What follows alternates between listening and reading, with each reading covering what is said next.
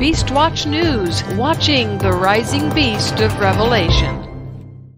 Let's review what I reported last week about Trump's official recognition of Israeli sovereignty over Golan. There are many benefits for Israel, particularly Prime Minister Benjamin Netanyahu, and the United States, particularly for President Donald Trump. And first, Netanyahu needed Trump's stamp on Golan just before his election to lock up his win. It seems to be working. According to National Review, while polls show that the Blue and White Party and Likud Party are still locked in a tight race for first place in the multi-party election, even if his party wins the most seats in the next Knesset, Gantz's chance of putting together a viable governing coalition appear to be remote. And in the United States, it is likely that American evangelicals will be impressed with all that Trump has done for Israel, i.e., moving the U.S. Embassy to Jerusalem, installing a permanent U.S. military base in Israel, rescinding the Iranian nuclear deal, and the addition to this list of recognizing Golan Heights as sovereign Israeli soil, along with presenting the world with what is hoped will be a viable Israel-Palestinian peace deal. Now, this will be a boon for Trump's election. The annexation of Golan also sets up annexation of the entire West Bank, which also opens the door to getting rid of the Palestinian Authority. Even before Donald Trump became president, the Israelis were working on plans to take Golan for Jewish settlements for up to 100,000 Jews. Finance Minister Moshe Golan endorsed a new plan to rapidly develop the Golan Heights and raise its population from 22,000 to 100,000 Jews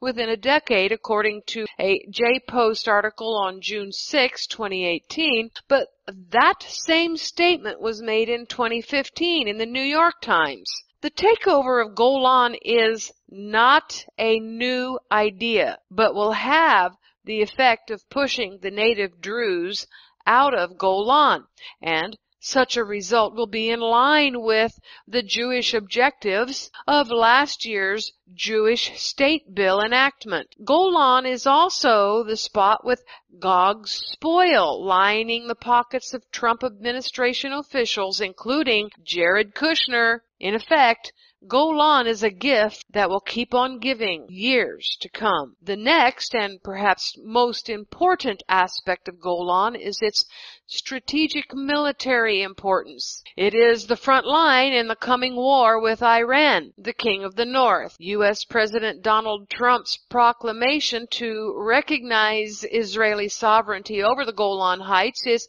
part of a larger effort by the White House to open new fronts in efforts to combat Iranian terrorists and terror proxies in the region. A White House official says that to allow the Golan Heights to be controlled by the Syrian and Iranian regimes is to turn a blind eye to the threats emanating from a Syrian regime that engages in atrocities and from Iran and terrorist actors, including Hezbollah, seeking to use the Golan Heights as a launching ground for attacks on Israel. Israel's parliament passed a law in 1981 which extended the law of the Jewish state to the Golan, a territory captured by Israel in the 1967 war. The area of the Golan Heights held by Israel is around 1,200 square kilometers. That's about 500 square miles, according to the Israeli Foreign Ministry. But more important than the size is the strategic topography, which allowed Syrian snipers and artillery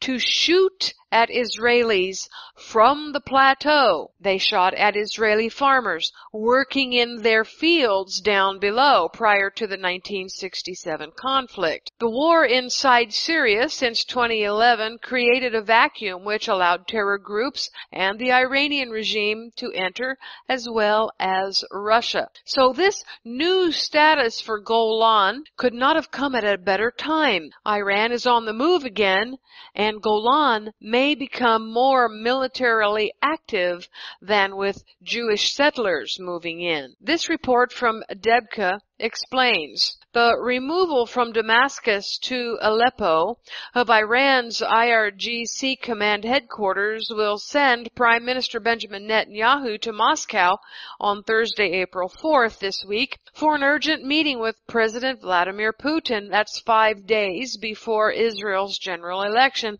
to reset their coordination arrangements. Debka Files military and intelligence sources report that the Iranians completed the transfer of their commands and military facilities, lock, stock, and barrel, from Damascus to Aleppo in the second half of March. They hoped that this move would get them out of range of Israel's serial air and missile raids, calculating that the IAF would be reluctant to risk running into the Russian S-400 and S-300 air defense batteries deployed nearby at the Khmeim Air Base, but they were proved wrong. No sooner had the Iranian command staff moved into its new premises, the Israeli Air Force conducted one of its broadest raids on Iranian targets in Syria. Casualties of dead and injured were heavy and the devastation extensive. So according to Debka's sources, that raid was just the opening shot. Israel finished off Damascus as the arena for destroying Iran's military facilities and shifted its campaign to Aleppo. However, the geography makes it incumbent on Israel to now draw up fresh rules of coordination with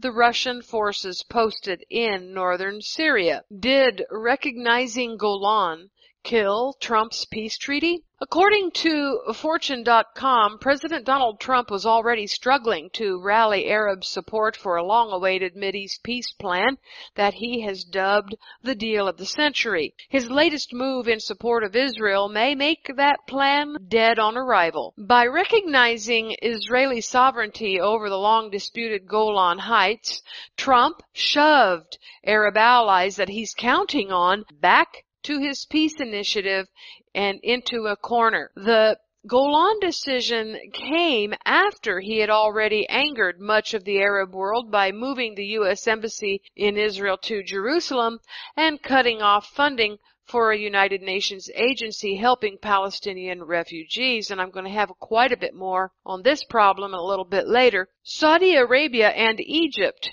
are unlikely to throw their weight behind the proposal being drawn up by Jared Kushner, who President's son-in-law and advisor, as you know, and White House Middle East peace negotiator Jason Greenblatt, according to interviews with key diplomats and analysts in Washington. One diplomat called the initiative, which has yet to be made public, he called it hocus pocus, and doubted whether Trump, who has raised questions about whether he supports a Palestinian state, cares about a negotiated settlement. Giving the Arabs a gut punch with Golan will not help them to the table, said Paul Sullivan, a Mideast expert at Georgetown University's Center for Security Studies. It shows deep disrespect for the Arabs at large, and it is a huge loss of face. And I can tell you that losing face is not a pretty sight in the Middle East. As two of America's closest Mideast allies, Egypt and Saudi Arabia, are essential to any viable deal. Trump will get a chance to woo Egypt's leader when President Abdel Fattah el-Sisi visits Washington on April 9th. Now let's talk about Kushner's ties. Kushner traveled to Saudi Arabia in February to discuss his proposal with King Salman and his son, Crown Prince Mohammed bin Salman. Yet the Saudi royals, like officials in other Arab countries, are mindful that their public is staunchly pro-Palestinian, and that any move to normalize ties with Israel risks bolstering opposition and even terrorist groups like Al-Qaeda. To try to cinch support, Kushner has cultivated close ties with Prince Mohammed, Saudi Arabia's de facto leader, since the earliest days of the Trump administration. The Crown Prince was seen as having both the influence and money to prod the peace process forward, and an alliance with Saudi Arabia was the centerpiece of Trump's Middle East strategy. Yet his reputation as a reformer was largely destroyed by the killing of the Saudi columnist Jamal Khashoggi at the kingdom's consulate in Istanbul last fall. Prince Mohammed is widely suspected to have known about or even ordered the killing, an accusation the Saudi government strongly rejects. Even without the Khashoggi controversy, Trump's repeated actions in favor of Israel were making it harder to back his peace plan. From the Gulf states' position, you cannot keep accepting concessions when there is little to be gained in fungible terms, said Michael Stevens, a researcher for Middle East Studies at the Royal United States Institute, or RUSI, which is located in London. People talk about a shift in the mindset of Gulf leaders, and yes, there is, to some extent, that has already happened. But I cannot imagine that it is the case when the U.S. and Israel are unilaterally changing, get this, unilaterally changing the rules of the game. The Palestinians see the Golan Declaration as the U.S. rolling out its Middle East peace plan without a formal announcement. Palestinian Foreign Minister Riyad Malki said on Sunday that he hadn't seen Trump's peace plan and was unaware of any Arab country having received a copy. We think there's no need to announce the deal of the century if it's being implemented in steps, and we are now in the last steps of its implementation, Malki told reporters in the Tunisian capital on the sidelines of a meeting of the Arab foreign ministers. The most recent decision to recognize Israeli sovereignty over the Golan Heights was preceded by the American decision to recognize Jerusalem as Israel's capital, and will be followed by recognition of Israeli sovereignty over parts of the West Bank. Egyptian government officials and officials with the Saudi embassy in Washington didn't respond to a request for comment about their support for the peace proposal. The Trump administration doesn't think the Golan announcement will impact its peace plan,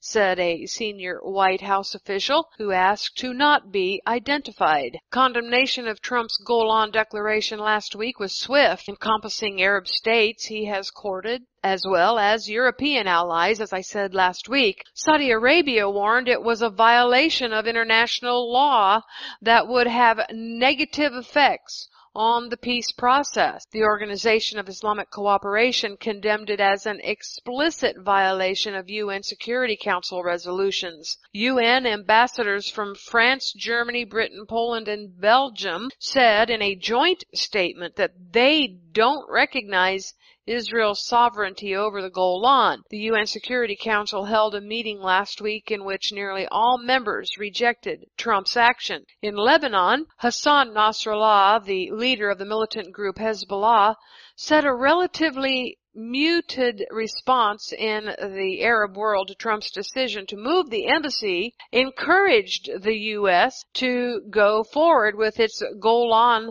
policy, and he warned that the West Bank would be next. Trump has said that Israel will have to make concessions in any peace proposal, but there's been little sign of what those might be, and we talked about this a little bit last week, and we know that very little is known about the Kushner-Greenblatt proposal at all, but the plan's unveiling has been repeatedly pushed off. It won't be released until after Israel holds elections on April 9th, a White House official said. I might add that it might be put off again. At a closed UN Security Council meeting earlier this year, Greenblatt faced a barrage of questions from diplomats over whether the plan allows for the creation of a Palestinian state. Greenblatt was non-committal. Now we're going to talk about the AIPAC announcement. We talked about this a little bit last week, but this Fortune.com article recaps what I said last week, which was that Vice President Mike Pence received loud cheers and applause at the recent AIPAC conference. For European allies, however, the U.S. move represents another example of the Trump administration's willingness to make unilateral decisions that jettison international law and undermine decades of diplomatic protocol. The Europeans have not followed Trump in many of his decisions of pulling out of the Iranian nuclear accord, relocating their embassies to Jerusalem, Trump's Golan decision, and most likely they will not stand by him in the deal of the century either. The Europeans say a decision about Israel's capital can only be made in peace talks, not in unilateral decisions such as Trump makes. And at this point of this article, it says that analysts say it's unlikely that Prince Mohammed bin Salman's support will help build broader backing of the peace deal in the Arab world. And at this point, in fact, the Arab League rejected the U.S. recognition of Israeli control over the Golan Heights this week, and they rejected other Trump administration policies seen as unfairly biased toward Israel. This was at their annual summit on Sunday, which showcased unity in one of the few issues that unites them, according to Time magazine. And Arab leaders also reiterated their commitment to resolving the conflict based on the Arab Peace Initiative of 2002, in which they would recognize Israel in return for a full withdrawal from the Golan Heights, as well as East Jerusalem and the West Bank. These are lands that were occupied in the 1967 war. Representatives from the 22-member league, which is also at this point without Syria. Syria was kicked out a few years ago, jointly condemned President Donald Trump's recognition of Israel's annexation of the Golan Heights and his decision last year to recognize Jerusalem as Israel's capital. In their final statement after the day-long summit, the leaders affirmed that the Golan, which is a strategic plateau, as I said earlier, which was used to shell northern Israel, is Syria's occupied territory. At the opening of the summit, King Salman said Saudi Arabia absolutely rejects any measures undermining Syria's sovereignty over the Golan Heights and supports the creation of a Palestinian state in the West Bank and the Gaza Strip with East Jerusalem as its capital. But he added that Iran's meddling was to blame for instability in the region. One of the few things that have united the Arab League over the last 50 years is the rejection of Israel's occupation of the Golan Heights as well as East Jerusalem and the West Bank. These are territories that the Palestinians want for their future state. The Arab leaders meeting in Tunisia condemned those policies but did not announce any further action. I'm going to take a minute to tell you what all of this support for the Palestinians is all about. They are Hebrews. I have been telling you this since last summer. In the genome study that I put on Beastwatch, and it's still up there, researchers found that the Palestinians are 61% Jewish and then 16% Edomite. Well, we know that not all Hebrews are Jews, but all Jews are Hebrews. So, a lot of those Palestinians have Jewish or tribe of Judah DNA. They have tribe of Benjamin DNA and tribe of Simeon DNA, but they also have tribe of Reuben, tribe of Dan, tribe of Gad, tribe of Issachar, tribe of Zebulun, so forth. Naphtali, Joseph, Ephraim, Manasseh, so forth. They are physical Hebrews mixed in with other nations that have occupied Israel for the last 2,500 years.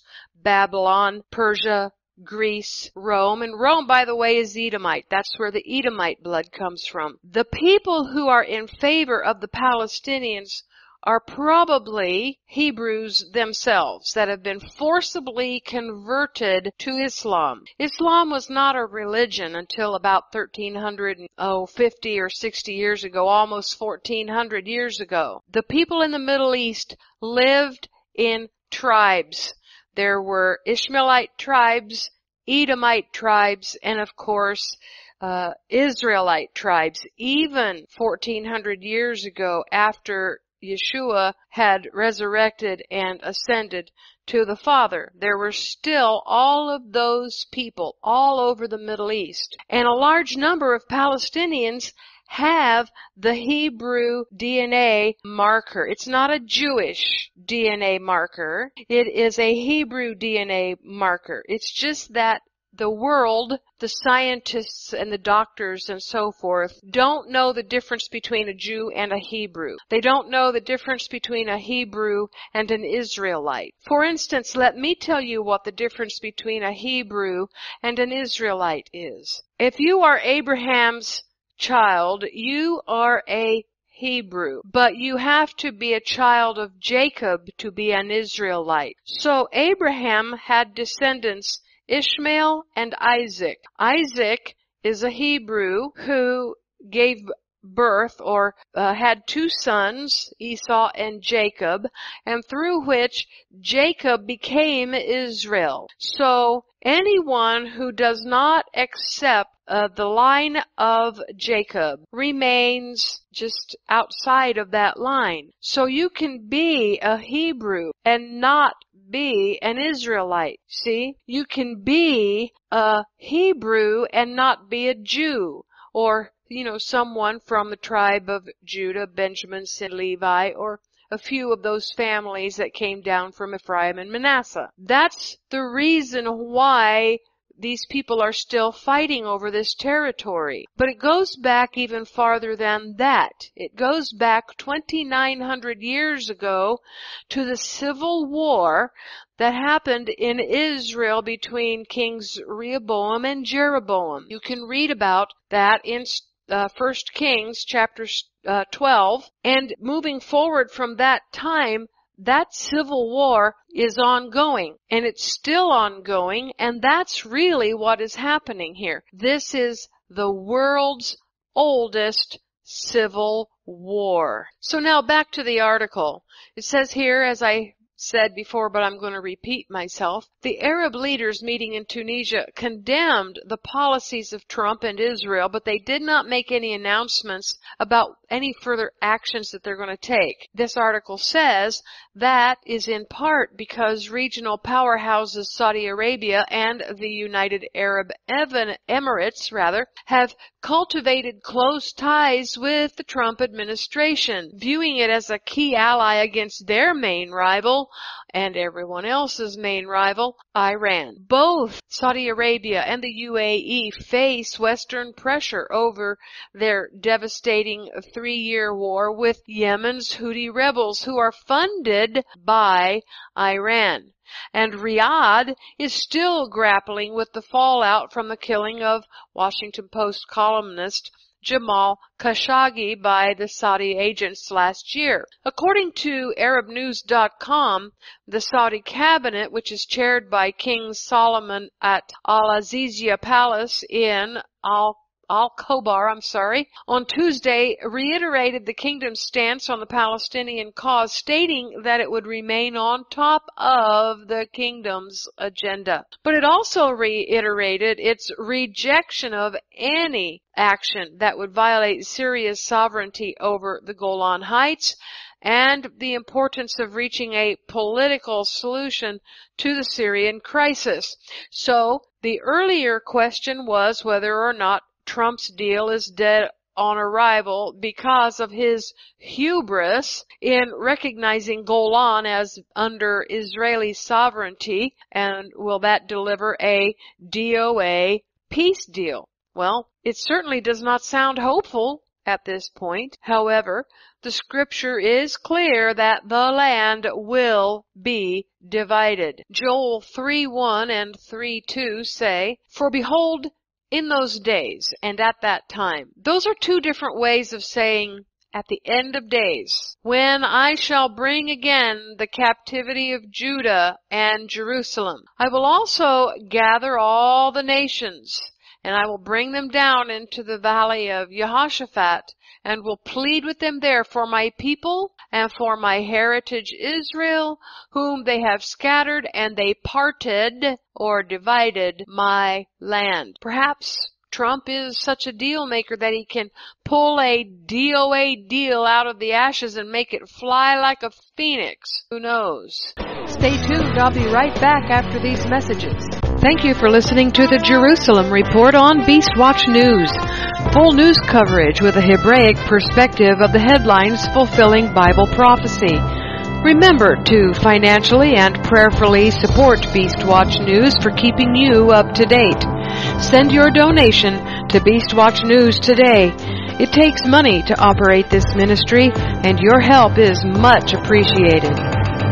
Now, let's talk about what this is all doing to Jordan and Jordan's treaty with Israel, which is now on shaky ground. Jordan, King Abdullah's rulership is being challenged by the Muslim Brotherhood's intervention. This situation could cause the Israel-Jordan peace treaty collapse. The Hamas activists who spearheaded radical Muslim Brotherhood opposition to Jordan's King Abdullah were encouraged by Israel's consent to the deal with Gaza's Hamas rulers that was brokered by Egypt last week, and they concluded from Israel's avoidance of a large-scale military operation that their Gazan brothers' terrorist tactic had bested the IDF's military and intelligence capabilities. They are now contemplating borrowing those same tactics to give the already shaky Hashemite throne in Amman a final push. The situation raised alarms in Western circles during King Abdullah's visit to Washington in early March. King Abdullah turned down every Middle East project put before him, especially President Donald Trump's Israel-Palestinian peace plan. King Abdullah told the Trump administration not to count on him for any kind of cooperation in implementing U.S. policy region. We're going to find out about that in a little bit, why King Abdullah is now antithetical to the U.S. But on March 29th, when Gaza was on the brink of tipping over into a major clash, the Muslim Brotherhood quietly scored a victory by pushing through the Jordanian parliament for the first time a motion voiding the natural gas contract signed with Israel by the Jordanian Electric Company. In an attempt to save the deal, the royal court referred the issue to the Jordanian Constitutional Court for a final ruling. The Gazan Hamas long arm has clearly reached the Brotherhood in Jordan and succeeded in inflicting a disastrous blow to the kingdom's economy. Well, this is not the only thing that's inflicting a disastrous blow to the kingdom's economy. King Abdullah has been trying to ward off the extremist threats by distancing Amman from Washington and Jerusalem. He has publicly slammed the Trump administration's policies in the region and taken the lead in the campaign against Israel over Temple Mount and Jerusalem. For many years, King Abdullah counted heavily on military intelligence and economic support to keep his kingdom afloat and stable. But now, when he is more in need of a helping hand than ever before, he is separating himself from his champions. Why? Well, we're going to take a look at that. He's facing two big perils that are becoming uncomfortably acute. One is the deepening economic crisis and the attendant shortages, which have made the population as a whole restive and antagonized the middle class, which was one of the throne's main props. Bedouin tribes, which are another important prop, have turned against the throne and are joining opposition protests against the king. And 2, the evolving pact between Iran and 2 of Jordan's neighbors, Iraq and Syria, is bringing large Iraqi militias under Iran's Revolutionary Guard's command to Jordan's back door. Abdullah has no doubt that his throne is seen as a major obstacle in the path of Iran's expansionist drive and is therefore dispensable. As matters stand, he is running out of defenders for his kingdom against this oncoming storm after turning away from Washington and Jerusalem. You'll remember that Daniel 11, starting at verse 40, says that the chief of the children of Ammon will escape the coming Iranian onslaught, the king of the north. Well, this is part of saving the king. He may not realize it at the moment, but he may in the future. Donald Trump has been busy to take care of relations between the U.S. and Jordan, for which a heavy future price could be paid by all. Even if Jordan reneges on its peace deals with the U.S. and Israel, it will still be attacked by Iran and its proxies in the coming King of the North war. King Abdullah has been between a rock and a hard place for decades. The U.S. has recently ended its promised monetary support of the Palestinians under Trump's watch. The Jordanian economy is suffering because of the loss, but so also is King Abdullah's popularity. Rumors are sometimes heard of attempted coups that one never reads about in the news, and to make matters worse, Israel's defense and intelligence apparatuses helps Jordan maintain stability in the kingdom. So he's between needing to keep Israel happy and the U.S. happy and keep his people happy. This is a two-edged sword for Jordan. On one hand, King Abdullah must satisfy the Palestinian displeasure with Israel's East Jerusalem and Temple Mount activities, while simultaneously keeping Israel close enough to be an ally, all the while watching Jordan's economy crumble because of the Trump administration's Palestinian policy. This is why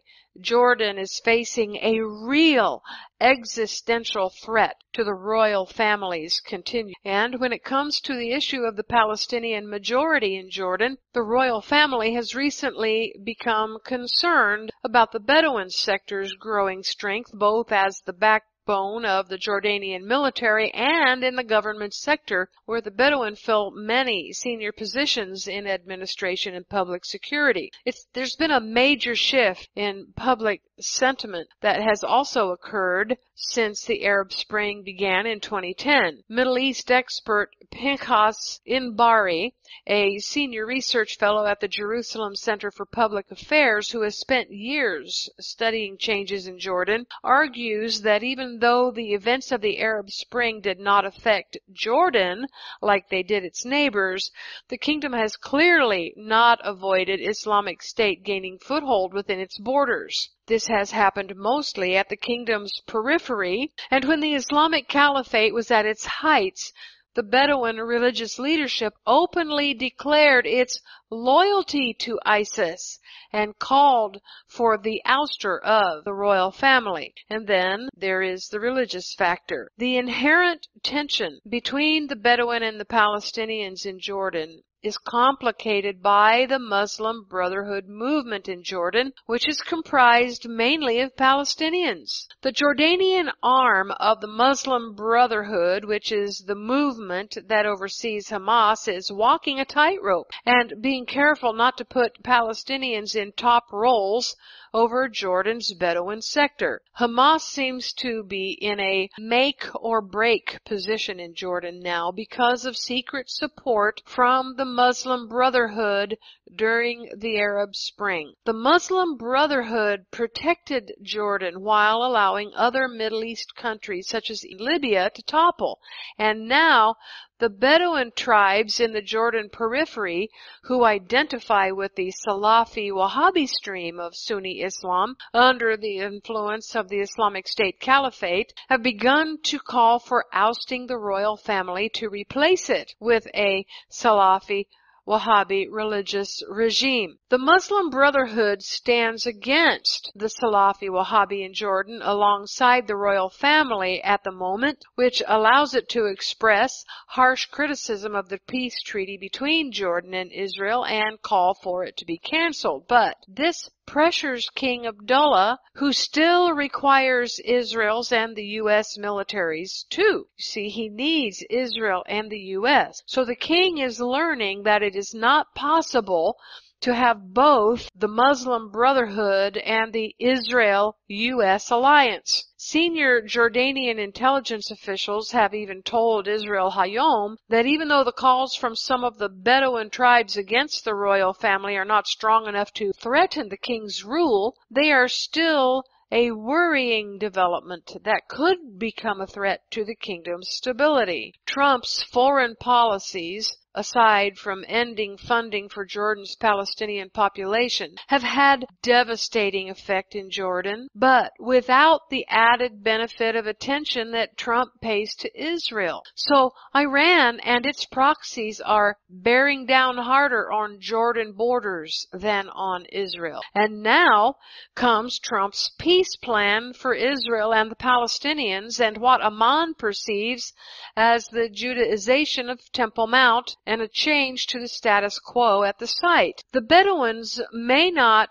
be a force to topple the king by themselves, but Trump's meddling in Jerusalem could strengthen the Bedouin position. The reason is because the special status Israel conferred on the Jordanian kingdom, allowing it to oversee Islamic holy sites on the Temple Mount, is the main source of the Jordan royal family's legitimacy. Any change to the status quo on Temple Mount will equal a change in Jordan's status that will lead to the king and his family being accused of having betrayed their roles as guardians of the Islamic holy place, Jerusalem. They will lose their legitimacy to rule and could even lose the kingdom itself. Various reports claim that the U.S. President Donald Trump's deal of the century will probably include the establishment of Pan-Arab Islamic Council, led by Saudi Arabia, to manage the local Waqf, which will replace the role of Jordan in overseeing Temple Mount. For the Jordanian royal family, that means it would be booted out of its exclusive role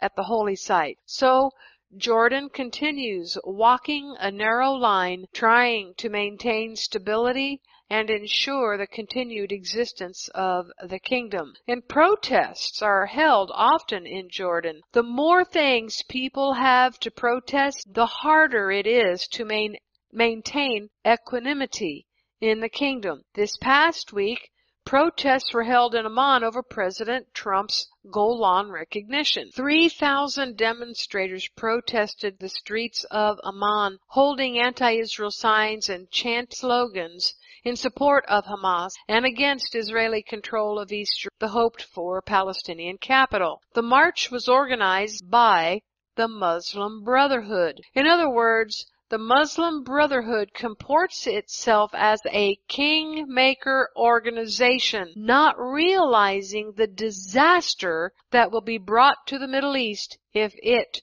destabilizes Jordan. And in recent weeks, I have speculated that Jared Kushner may offer Hamas its own state in order to make the deal seem that much sweeter once Hamas rockets stop flying, at least temporarily, since Hamas can never keep a peace deal. An additional situation may be influencing this if it happens this way. It may be that Kushner will use handing over Gaza to Hamas as its own Palestinian state to quell the uprisings against King Abdullah in Jordan. In what could turn out to be another step in the land for peace mentality, Kushner may try to bribe the Jordanians into not overthrowing King Abdullah.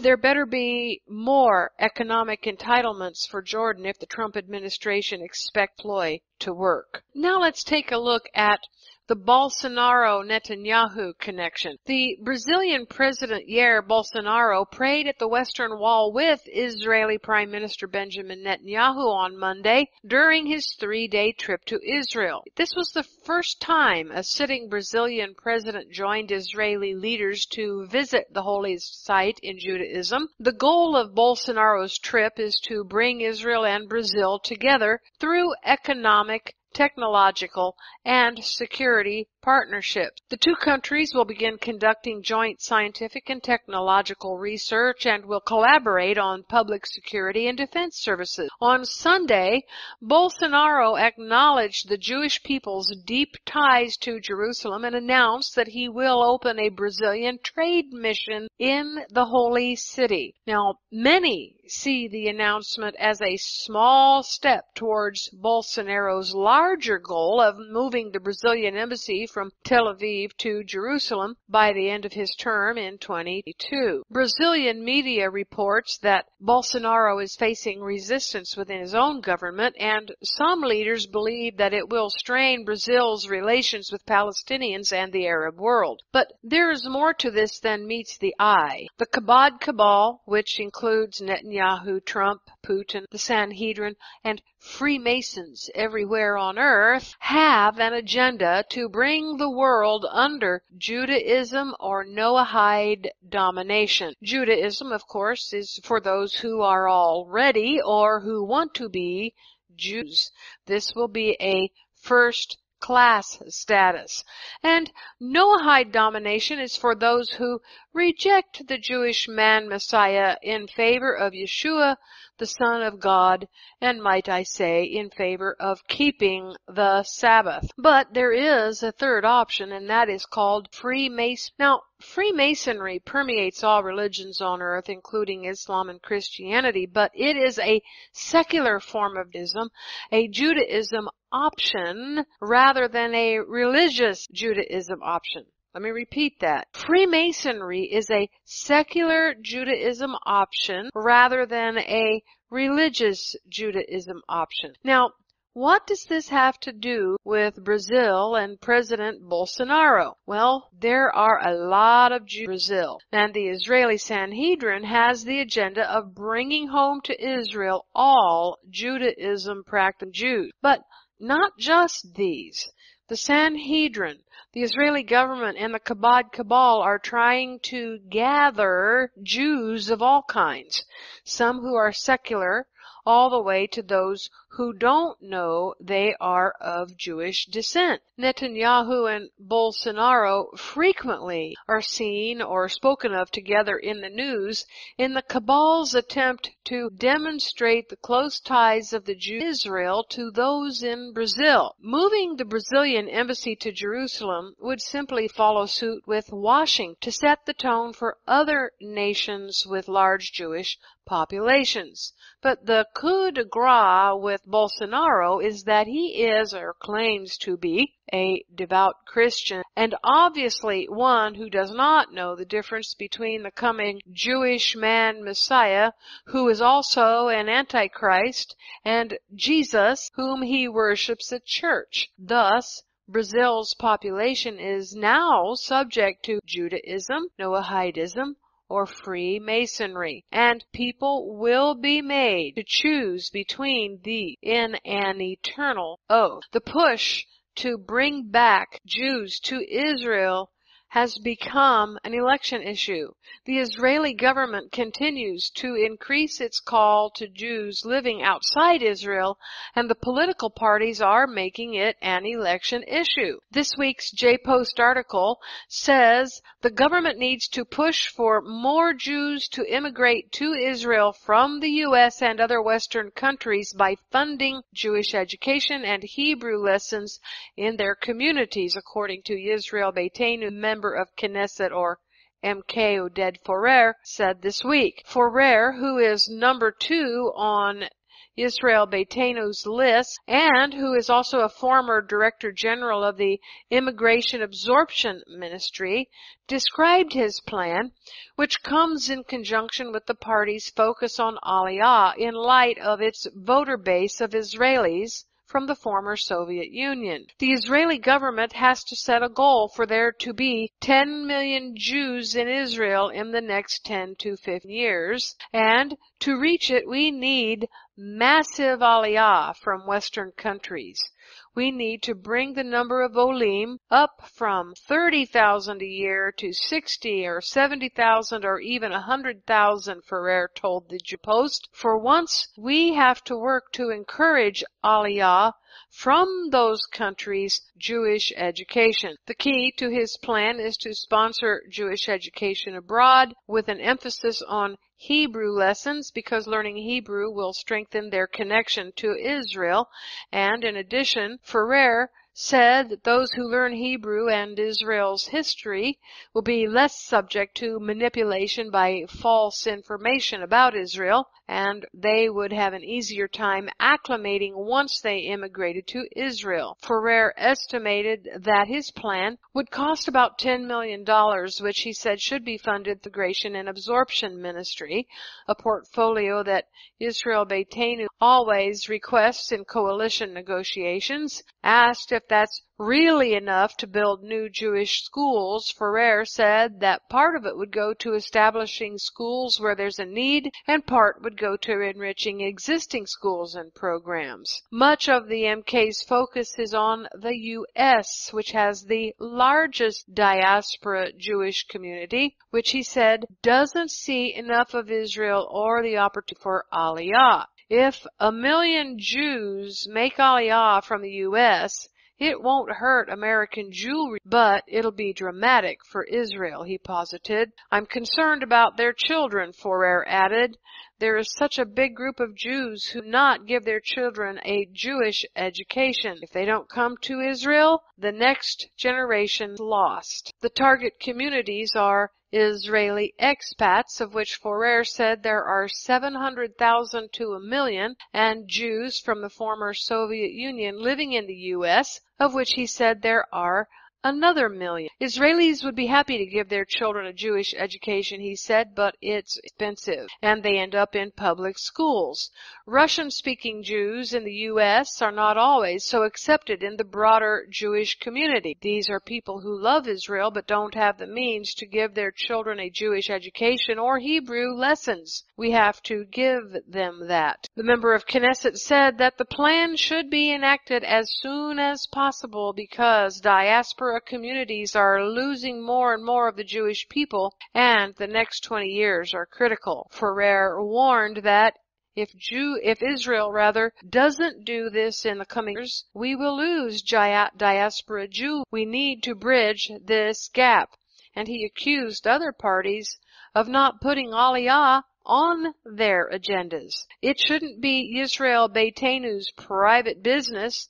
It's the business of all Israel, he said. Israel was established to absorb diaspora Jews, and we need to remind people of that, even in an election. Well, it will not only be Jews who Yahweh gathers back to biblical Israel. Ephraimites will also be gathered back and will, in fact, become part of the modern political UN-created state of Israel's war arsenal. Let me read to you Zechariah 9:13. He says, "When I have bent Judah for me, filled the bow with Ephraim, and raised up your sons, O Zion, against your sons, O Greece, and made you as the sort of a mighty man." You see, this scenario right here will happen for a few short months of the Great Tribulation after both houses have been chastised and judged by Yahweh,